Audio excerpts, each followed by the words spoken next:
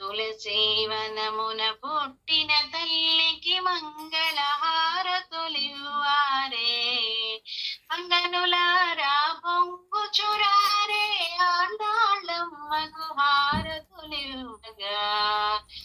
కొప్పున ముడిచిన మాలలు తీసి రంగనుకిచ్చిన తల్లికి నీ. కొప్పున ముడిచిన మాలలు తీసి